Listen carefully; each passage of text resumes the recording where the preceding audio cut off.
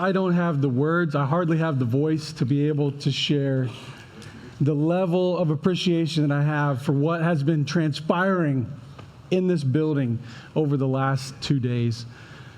The team at the Crossing, I spent 6 of the best years of my life with that team, and I knew God was calling and leading in a different direction, but it was really, really bittersweet to go in a new direction and to leave these guys, because I knew God was just going to be doing incredible things. What's going on right now under Clayton's leadership, just so grateful. You guys got to understand, like, there's a handful of these guys that are on staff that's here. That's remarkable. Any church that's going to do that is going to continue to send out guys, not just to us, but to all kinds of churches on their dime to be a part of making an event like this happen.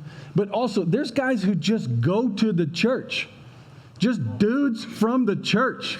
They're not getting paid. And it's the opposite of not getting paid. They're spending their own money to come here and to serve and hold doors and carry things in and hype us up and get things going. I mean, that's next level. And I hope that paints a picture for where Northview and the men of Northview could go. I hope that this whets an appetite. I hope when you hear that passion and see that passion, and you see the opportunity that we have right here to partner together and to be together in this way, that it fires you up on the inside. I hope that you see how much talent is contained in the local church. How about Blake? How about Blake coming up here, just opening up his heart? Blake's been coming here for a few years, and it's been way too long. We needed to get him on this stage. He's got a gift. He's got a gift. You have a gift. You have a story. This is a legacy change. I just really believe this is a legacy changing weekend for us.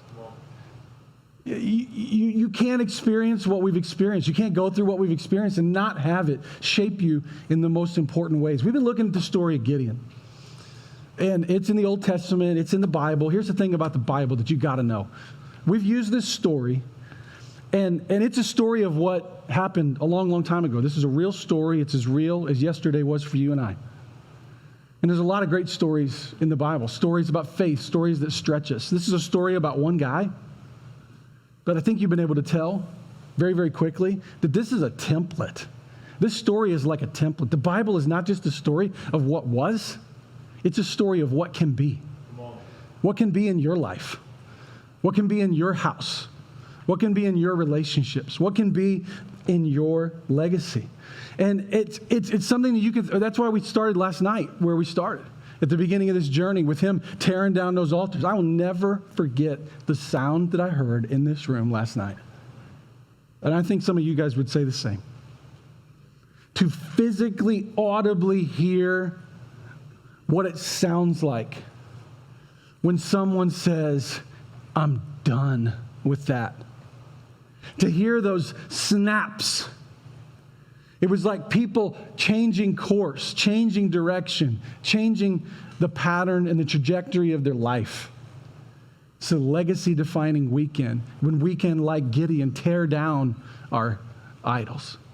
Tear down the idols of our fathers. Tear it down before it tears us down, before we pass it down to somebody else.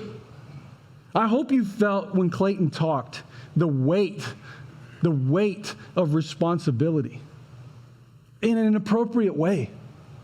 That God has something for you to do. He has something he's calling you to, something in store like he did for Gideon. And some of you are still scratching your head a little bit. You're going, I thought the story of Gideon was about a fight. I thought it was about a battle. We've not even gotten to the battlefield yet. Like, we haven't even got there. We're not even to the point where he continues to doubt. Maybe today you're like Gideon was, and God speaks to you unmistakably. And you know it's God, and you know it's unmistakable, and you know it's him, and you know you should respond. But then like another half hour later, or an hour later, or the next day, you go, maybe that wasn't God. Maybe that was just that rancid Papa John's pizza that was 3 hours left out, and maybe it was just doing something a little bit to me. Maybe it was the fact that I was hungry because all that pork went so fast, all I had to eat was shredded cheese. Maybe you're going, I'm just sleep deprived. I mean, I think we left here after 11 o'clock and we showed back up here before 7. This is like turned into work a little bit. Uncommon is like work. And you can just start saying, I know I did. I know he was talking to me, but maybe he wasn't talking to me. I bet you felt like the spotlight has been on you a little bit. The spotlight in this story has just been Gideon. I mean, it's like that camera is zoomed in real tight, like uncomfortably tight. Don't do it, Caleb. I don't want to see it on stage. Nobody wants it. Nobody wants that camera shot. But it's like that movie where it's on one guy. But here in just a second, there's actually been a thread the whole time. You just might have missed it. In this story that we're gonna look at, the camera is gonna start panning back.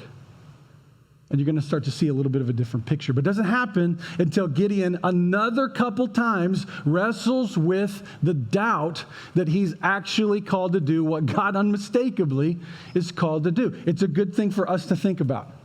It's a good thing for us to know that one of the great warriors in the faith was doubtful upon doubtful upon doubtful about doubt. And just second guess, third guess, fourth guess God. And God stayed with him. And he kept coming after him. And he kept talking to him. And he kept saying, yes, I have something for you. And after the third or fourth doubt was overcome, he literally laid a fleece out on the ground. He said, God, I'm not so sure that everything you've done up to this point was still actually you talking to me. If you really want me to do this, take all the dew from tomorrow's morning, put it on one fleece. Nothing else, grass is dry, just on this fleece. Next day, do the opposite. God does both in succession. He's finally starting to see God is actually communicating to me. He's actually got something for me. I hope you're doing the same. You may not have ever thought about it like that. You might not have put a blanket outside your house this morning and said, God, if you're really speaking to me this weekend, then take all the dew from the morning and put it on this fleece. Nothing else is wet.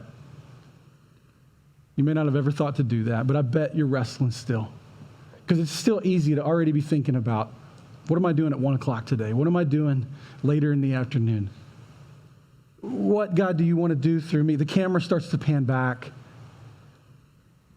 As the camera starts to pan back on Gideon's story, what we realize is he's not alone. He's not by himself. Now, we talk about this story like it's just him. He's not by himself.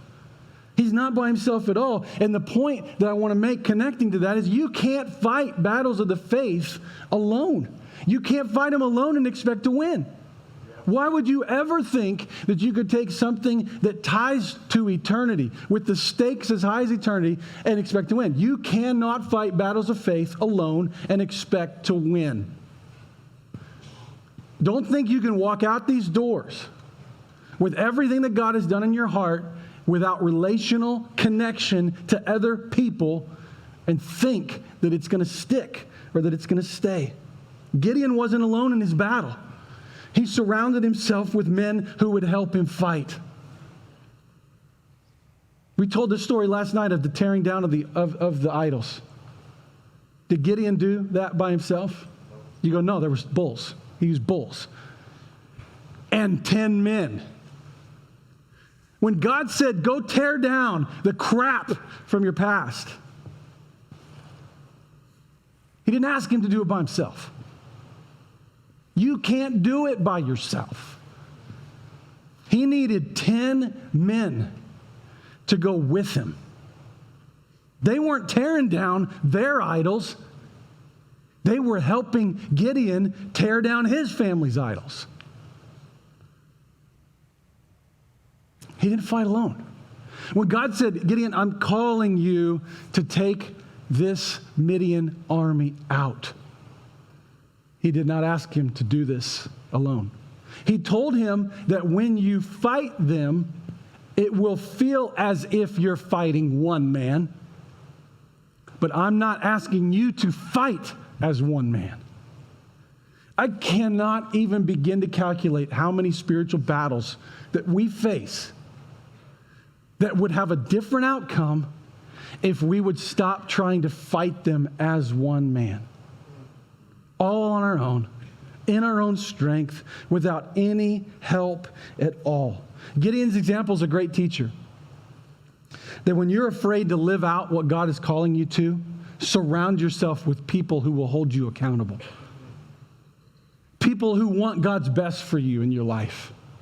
When God calls you to do something that seems so big and so impossible that there's no way, go get an army of guys to lock arms with. Throughout history, God has consistently called men by name and said, I have something for you.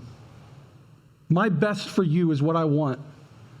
And he has consistently called men individually by name, but also surrounded those men with other men so that they would not walk alone, so they would not fight alone, so that they could become an army. 500 years after this story of Gideon takes place, there's a man named Ezekiel who's a prophet.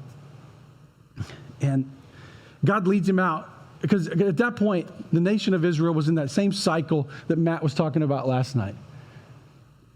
And except this time, it got so bad that the whole nation was just carried off into captivity, basically gone. They're done. There is no nation.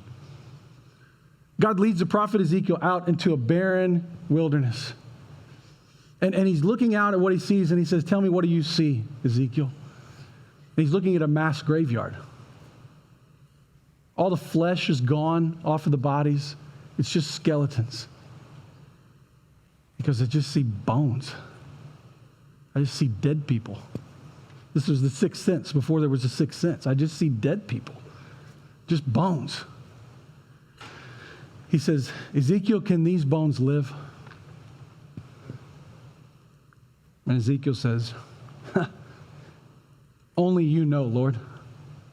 Only you know. And then God in that moment does something that only God can do. And he starts to perform a miracle right in front of Ezekiel's eyes. And flesh starts to just appear on these bones, these dead bodies that are laying out in this wilderness. And joints and ligaments and bones start to come together, and flesh starts to encircle them. And a breath is spoken out and is entered into these bodies. And this is what it records. Ezekiel says in Ezekiel chapter 37, verse 9, they came to life and they stood up on their feet, a vast army. God said to Ezekiel, you see bones, I see an army. He said, Ezekiel, look around. You see something that could not possibly happen. I see the impossible happening. Friends, look around in this room. Literally, go ahead. Just take a second. Just look at this room. Let the camera pan out a second. I know we've been zooming in on you, and we've been going after your heart, and we need to go after your heart because you have responsibility. But look out and recognize you're not alone. And man, we got a lot of grief in this room. We got a lot of pain in this room. We've got pasts in this room. We've got sorrows. Some of you might feel like a bunch of dead bodies. But I want you to look around. I don't know what you see when you look around at this room, but when I look out at it, I don't see bones. I see an army. I see an army of men who in the last 2 days have been having their hearts reworked, and who maybe for the first time are realizing what Gideon realized. You're not alone in the battle. There's an army of men in the trenches fighting with you. We're here for you.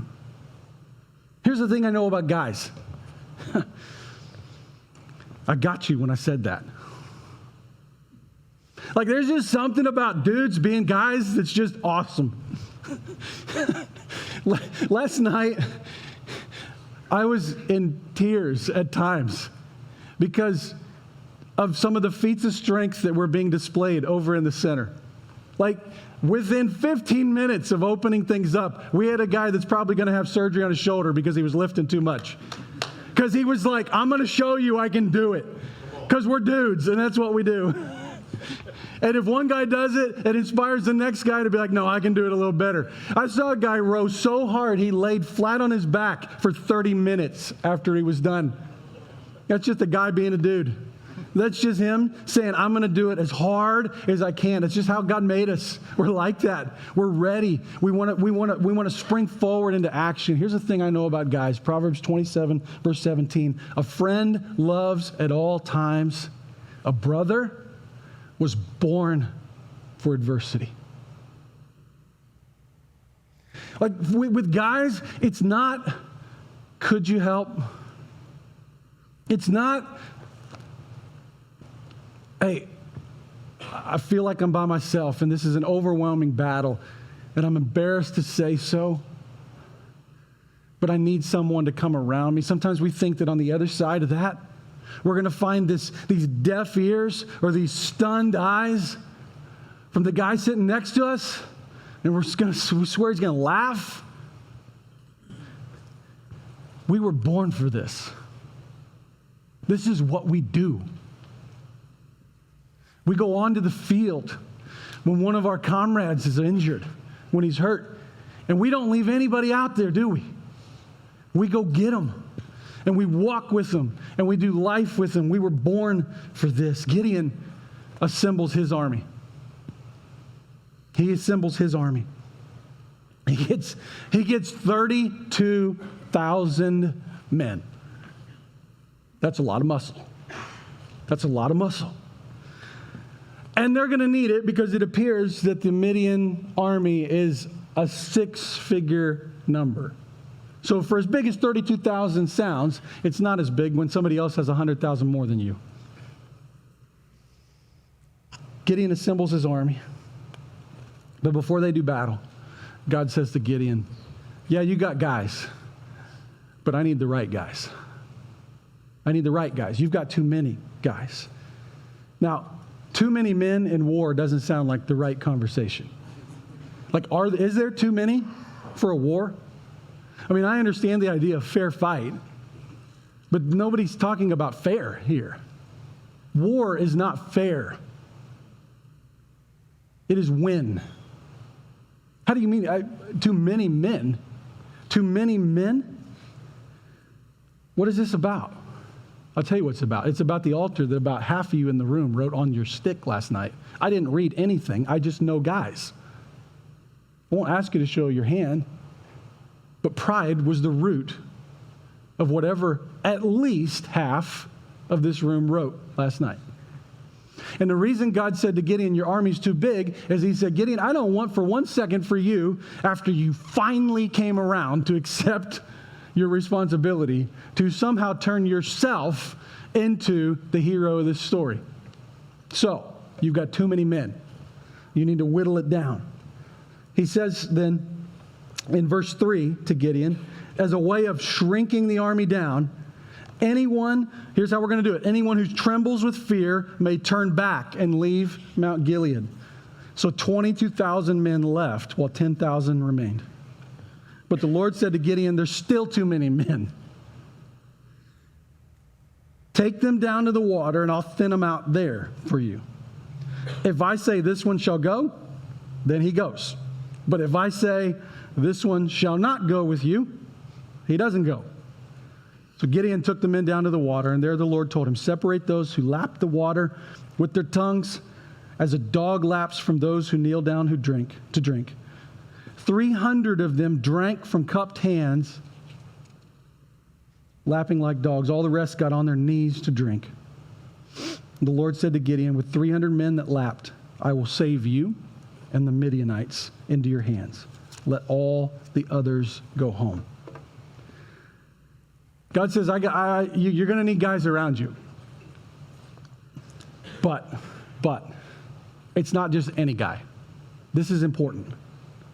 This is important. This is about who you put around you.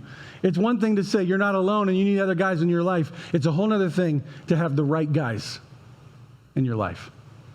He says, Gideon, you need the right guys in your life. You need to get rid of anybody who's scared. Anybody who doesn't believe in me, anybody who doesn't have enough faith that my arm is strong enough to save you, they're out. Because what are they going to do to help? And then he says, I want all the guys who drink face down in the water. They're out. Why? They're oblivious to the threat. They're oblivious to the threat. All the scaredy cats, they're out. All the guys oblivious to the threat are out. As Clayton said last session, there is a battle going on for our homes, for our lives, for our marriages. You can't be scared of the fight, and you can't be oblivious to the fight. Only 300 of that 32,000 met that criteria. But that 300 was sold out. And then in the middle of the night, God finally says to Gideon, it's go time. He speaks first to Gideon individually. He gives him a little word because Gideon, again, is doing that whole him haw thing. No matter how clear God spoke to him, he was just like in a prove it to me again mode. God says, here's what I'm going to do. I'm going to send you. Go sneak down into the camp. I've got a word for you. Go sneak down into the camp. It says, if you're afraid to attack, go down to the camp with your servant Purah. Listen to what they're saying. Afterward, you'll be encouraged to attack the camp. So what's he do? He goes down, and then they investigate. And they find out that there's a rumor circulating already that night that this is not going to go well. All the Midianites are already in fear, and Gideon hasn't done a thing.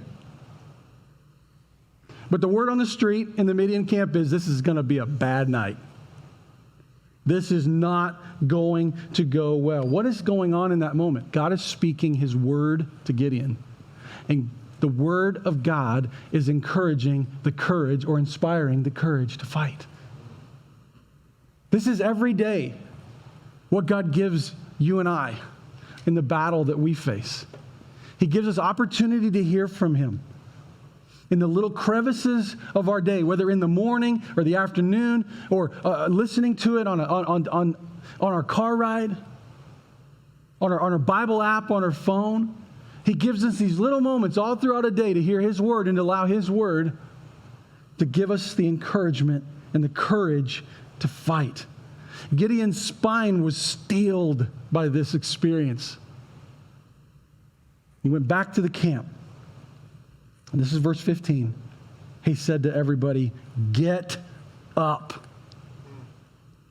Man, those are powerful words. Get up. It's go time. It's time. Get up. The Lord has given the Midianite camp into your hands, dividing the 300 men into 3 companies. He placed trumpets in the empty jars of the hands of them all with torches inside. Now catch this. Watch me, he told Israel. Follow my lead. Here's our fearless leader.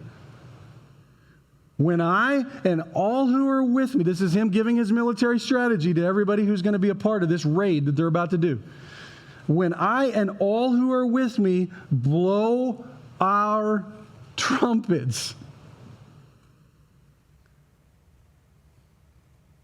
then from all around the camp, blow yours too. And shout for the Lord and for Gideon. Now, this probably goes without saying, but that might be the single stupidest strategy. With 300 men to take on 100,000 that I've ever heard of in my life. Clayton asked me beforehand if it was okay if he said from stage, suck. I loved it. I loved it. Let me tell you, this strategy sucks. From a conquest, give this to Patton and say, here you go. Here you go. Let's try this one now. Let's send the band in.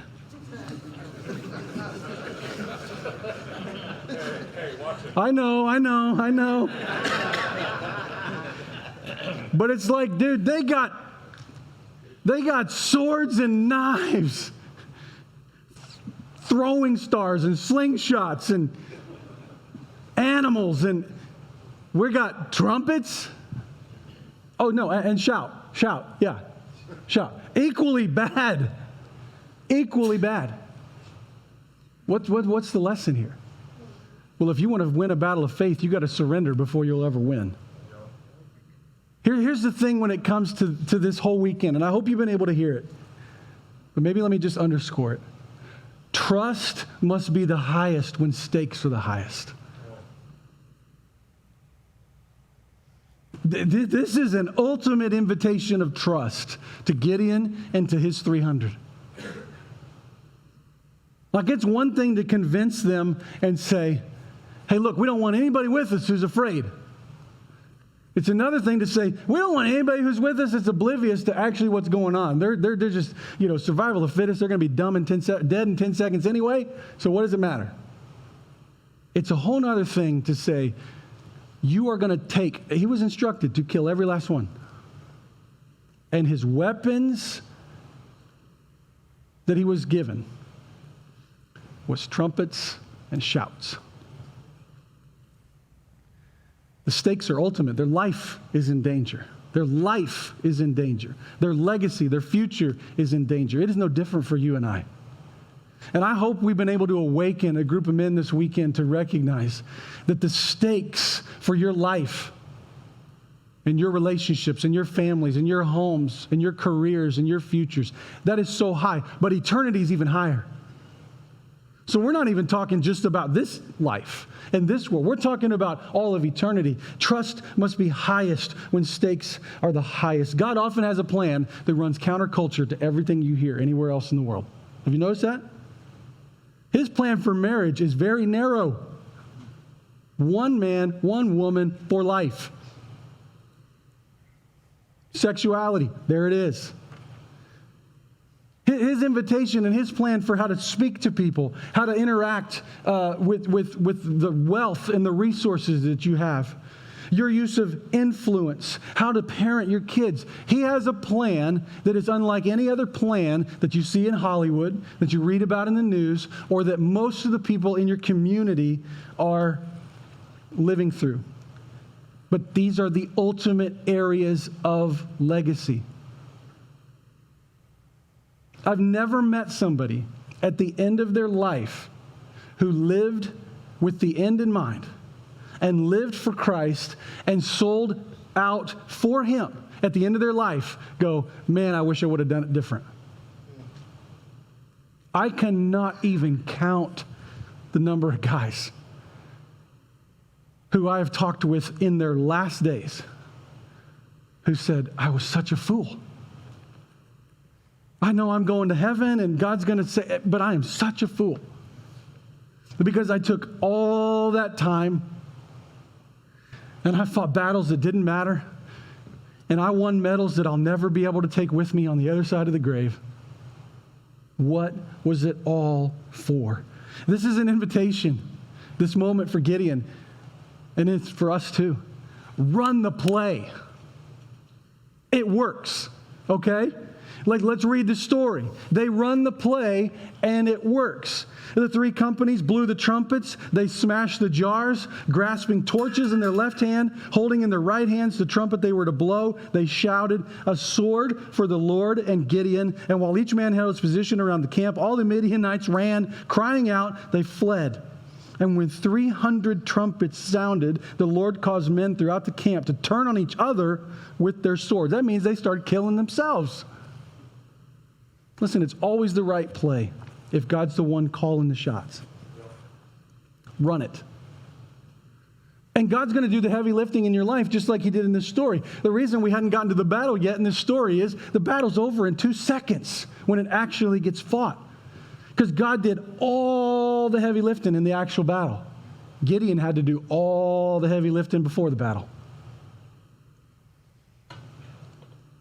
I love this picture of this group of guys charging in and just making the holiest, loudest racket they've ever made in their entire life.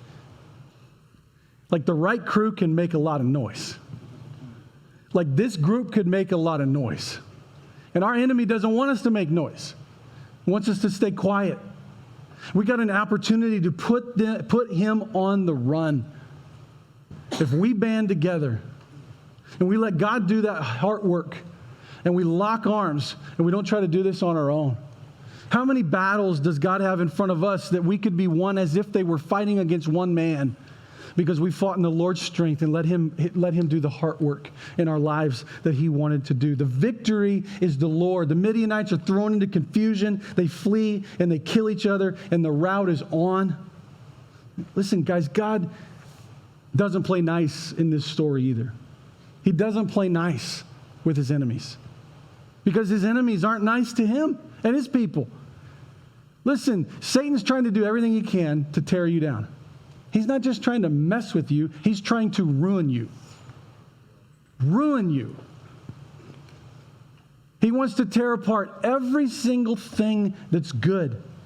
So God says, and the Midianites are kind of a picture of his judgment. You run them all the way out. It's total eradication. It's everybody gone, and he doesn't feel sorry for it one bit. Why?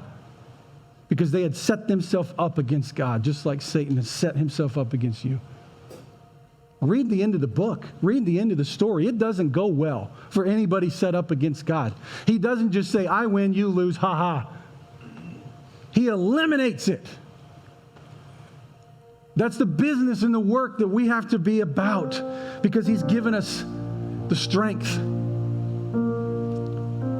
Friends, too many days of our lives, I feel like as men, we fight for victory. And what God was trying to get Gideon to see, and what he's trying to get you and I to see, is that we don't fight for victory, we fight from victory. When our faith is in Creator God, then there is no opposition that could be set up against us that would ever win or prosper. God is going to do what he can only do so that we can win these battles of faith that we are in. We can have an unshakable confidence in our God. We fight from victory, and he's given us a band of brothers to do life with and to live in that victory together. Men, it's time. It is time. It's past time. But it's time to win the battles of faith. It's time. God woke Gideon up in the middle of the night. I'm just going to say this the same way he said it to his men. Get up. Would you guys? Would you just get up? Would you get up? And would you rise to your feet and resolve to be the men that God has called you to be? Make a decision right now. If there's still altars that need to be torn down, that today it's over, it's done. This rebellion against God is done. It's over, no more. Make a decision now, today, to surrender your heart to God's plan, to run his play in every area of your life. If he says it, that's enough for me. I'll do it. I'll respond to it. I will say yes to what he's asking me to do. I'm not going to argue anymore. I'm not going to keep making God try to prove himself when he's already done enough. I'm going to respond. I'm going to say yes. You can say yes. Get up. Be the men that God has called you to be. Surrender to God's call. Lead your family. Lead your community.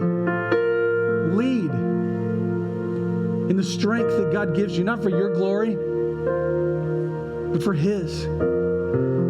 Lock arms with your army. We're not in this battle alone. I need you. I know I need you. You need me. You need the guys who are in this room with you. Lock arms. Lock arms. Listen.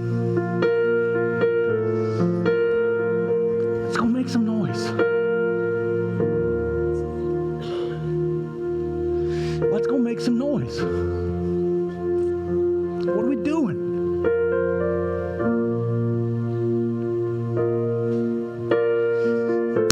Let's make some noise. Let's make some noise. Let's run the darkness out of this town. They'll flee like the armies that Gideon was marching against. Let's run them out of our families. Let's run the darkness out of our minds. Run the darkness out of our relationships. This is it. This is a moment. This is an opportunity for you to respond. How are we going to respond next? We're going to start singing. Some of you are going, oh, I'm out now. You had me. You had me. You had me to there. How is this any different than busting clay pots, shouting, and playing trumpets? We're running the play. We're running the play. God says, when are you going to figure out that you do this in my strength, not yours? When are you going to find out? Stop trying to calculate. I'm getting you to a point where you will surrender. And when you surrender, you will win.